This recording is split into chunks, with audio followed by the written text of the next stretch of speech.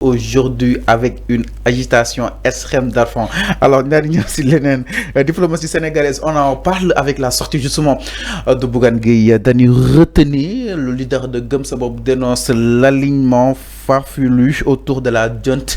jàpp na ni nag ki nga xam ne que moo di Ousmane Sonko seeti gi nga xam ni itam seeti na ko Arfan li nga xam ne que moo di ñooñu Bougane ak ñu opposition bi ñu ngi koy li nga xam ne que moo di dénoncer tout d'abord Arfan. naka daal di jàngatee justement cette visite courtoisie bi nga xam ne Ousmane Sonko mu koy mener à l'intérieur du pays. Oui, c'est pas à l'intérieur du pays, mais c'est à l'extérieur du pays le Bougane dénoncé. Bougane Néné. Alpha, quand on parle à l'intérieur du pays, c'est des autres pays de l'Afrique. Bougane, non. C'est l'Afrique. Non, à l'intérieur du pays, c'est au Sénégal. Non, Alpha, à l'intérieur du pays, c'est des autres pays de l'Afrique. Oui, qu'est-ce que bonne visite là Ousmane Sonko def? J'aimerais que nga wax ma visite bi tax Bougane wax. Bonne visite là.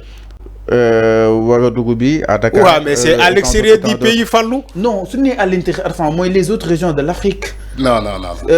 C'est-à-dire moi les autres continents, c'est les autres pays de l'Afrique, enfin. Non, tu peux pas dire à l'intérieur. Tu peux pas dire à l'intérieur. C'est pas non, c'est pas à l'intérieur du pays, à l'extérieur du pays.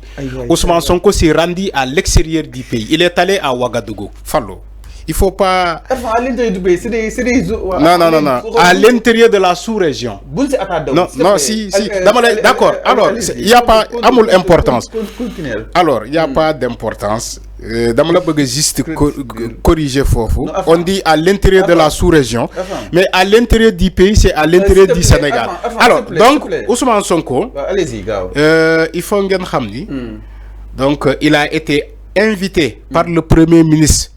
Burkinabé, donc à Ouagadougou, pour faire part donc de commémoration du mausolée donc du président Thomas Sankara.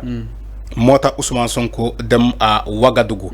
Donc célébration du père de la révolution burkinabé. Voilà, exactement. Donc le Premier ministre Ousmane Sonko a assisté ce samedi 17 mai 2025 à Ouagadougou à l'inauguration du mausolée du président Thomas Sankara et ses 12 compagnons. Donc la presse bi titre, même la presse burkinabèse lire nako la traité, c'est-à-dire que l'inauguration du mausolée du président Thomas Sankara dañ koy def chaque année.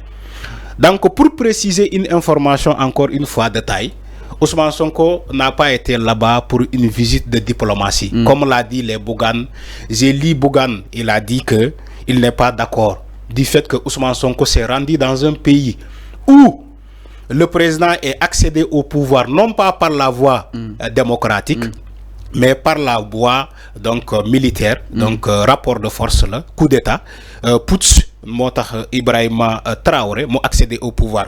C'est ce que Bougane déplore. Je lis Bougane. Bougane, il déplore. Pour moi, Ousmane Sonko, c'est dans le cadre de la diplomatie sénégalaise. Même s'il a eu à rencontrer son homologue ministre burkinabé ou bien d'autres personnes. Aaron Nadia, on me parle même, il a rencontré Aaron Nadia. Donc, tout ça, ils ont parlé sur des sujets, donc des sujets de taille, concernant aussi ce pays, le Sénégal. Mais Ousmane Sonko ne s'est pas rendu officiellement au Burkina pour aller donc dans des négociations de quelconque ou de trucs.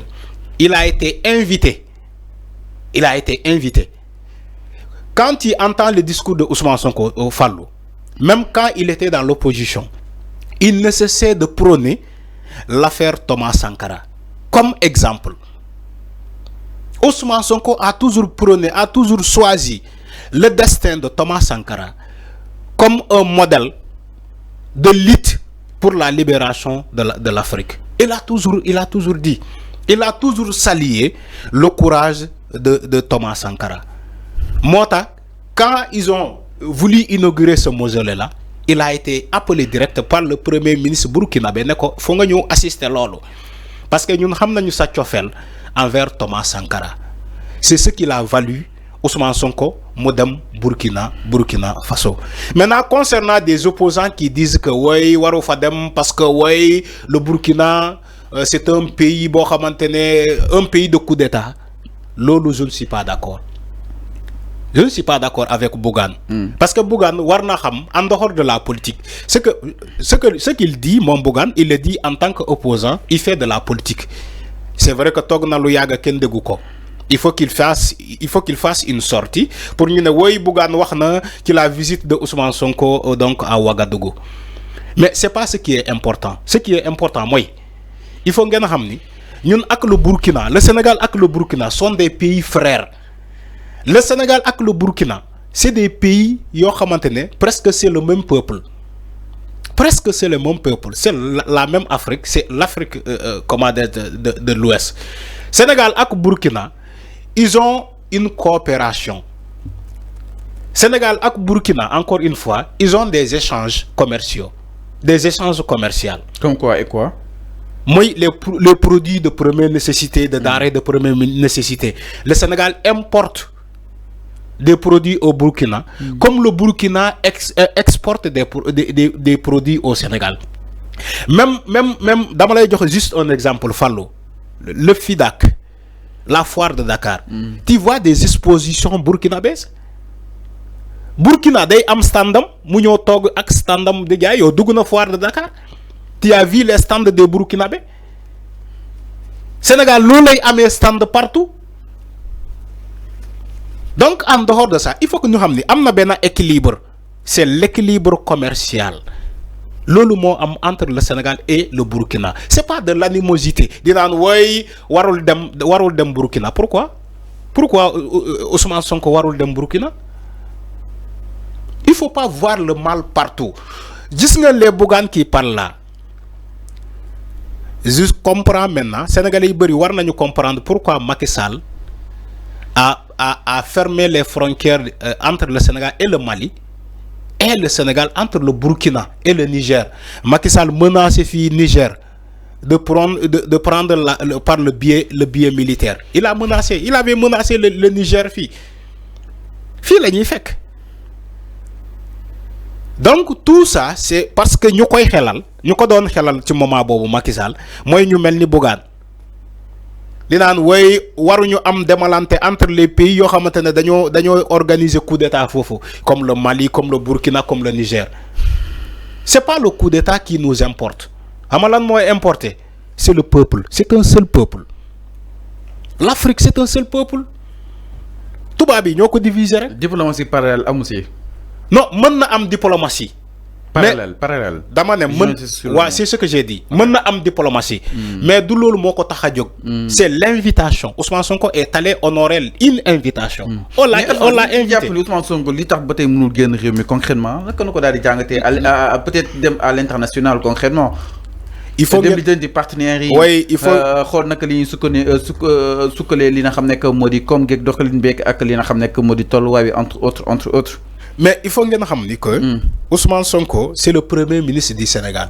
Il n'est pas d'abord le président de la République. Diplomatie,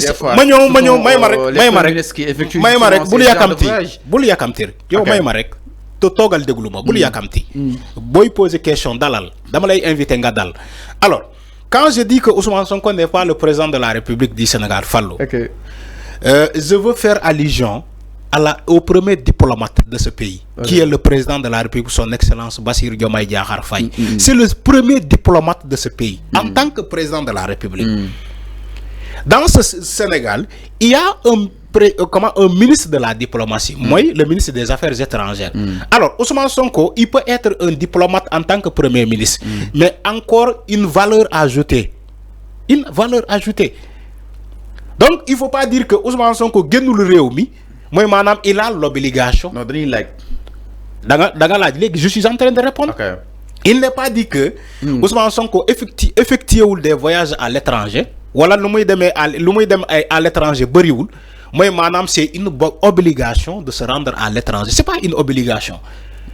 Il peut régler des questions majeures de diplomatie en étant dans son bureau à la primature. Il a reçu combien de délégations? Mais il est en train de recevoir des délégations venant de l'étranger. C'est ce que j'ai dit là. Dans son bureau. Oui, c'est ce que j'ai dit, Fallou. Il faut écouter, c'est différent ce que j'ai dit. Il est en train de recevoir des délégations venant de l'étranger. comme le président de la République nous peut recevoir, le Ousmane Sonko dit recevoir ces délégations-là dans la primature. Donc, c'est dans le biais de la diplomatie. Alors, clair, la diplomatie, il n'est pas dit que tu dois te rendre forcément à l'étranger. C'est pas comme ça. Alors, on évolue un peu voilà. Par rapport à Lina Khamdek Mouri, justement, cette sortie de Bougane Gueye Dany pour Djem si Kina Khamdek Mouri, Ousmane Sonko, Djem si voyage. Alors,